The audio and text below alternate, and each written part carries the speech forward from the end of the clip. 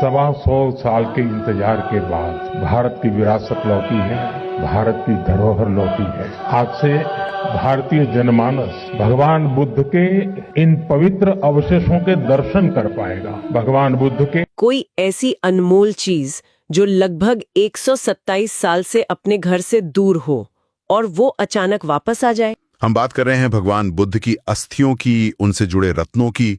तो इनकी वापसी एक बहुत बड़ी एक सांस्कृतिक और आध्यात्मिक घटना है। हाँ, तो 3 जनवरी 2026 को प्रधानमंत्री नरेंद्र मोदी ने नई दिल्ली में एक भव्य प्रदर्शनी का उद्घाटन किया है। अच्छा, the light and the lotus, मैंने इसके बारे में पढ़ा था। जी वही, राय पिथोरा कल्चरल कॉम्प्लेक्स में।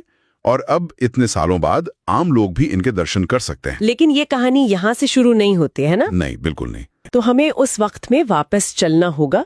देखिए, ये कहानी शुरू होती है 1898 में। उत्तर प्रदेश के सिद्धार्थनगर जिले में एक जगह है पिपरहवा।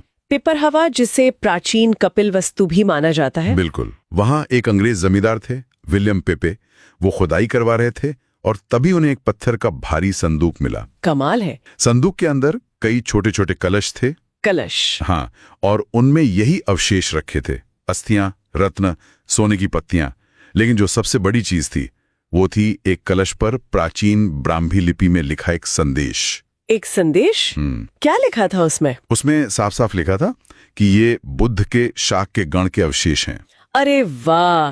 तो ये तो एक तरह से उनकी प्रामाणिकता का सर्टिफिकेट हो गया। बिल्कुल। इसी एक सबूत ने पिपरहवा को प्राचीन कपिलवस्तु होने का सबसे मजबूत दावेदार बना दिया। तो फिर सवाल वही है, ये ब्रिटेन कैसे पहुंच गए? हुआ ये कि उस समय के रिवाज के मुताबिक पेपे ने कुछ अवशेष, खासकर जो सबसे पवित्र अस्थियां और रत्न थे, अच्छा, वो अपने पास रख लिए।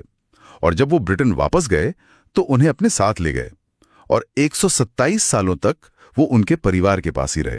बात है मई 2025 की। अचानक से ये खबर आई कि पेपे के वंशज इन पवित्र अवशेषों को हांगकांग में नीलाम करने वाले हैं। मतलब ये पवित्र अवशेष खुले बाजार में किसी अमीर कलेक्टर को बिकने वाले थे? जी, ये तो बहुत चौंकाने वाली बात थी। ये तो अविश्वसनीय है। बिल्कुल। जैसे ही खबर फैली, भारत सरकार में और दुनिया भर के बौद्ध समुदायों में हड़कंप मच गया। तो ये एक तरह से समय के खिलाफ दौड़ थी। एकदम, कि हथौड़ा गिरने से पहले इन तक कैसे पहुंचा जाए। तब भारत सरकार ने क्या किया? सरकार ने तुरंत हस्तक्षेप किया। लेकिन यहाँ कहानी में एक और दिलचस्प मोड़ आया। वो क्या? इस मिशन में गोदरेज इंडस्ट्रीज ने सरकार की मदद की। उनकी वित्तीय और लॉजिस्टिक मदद से न केवल नीलामी को रुकवाया गया, बल्कि इन अवशेषों को खरीदकर वापस भारत लाया गया। वाह! बुद्ध सबको जोड़ते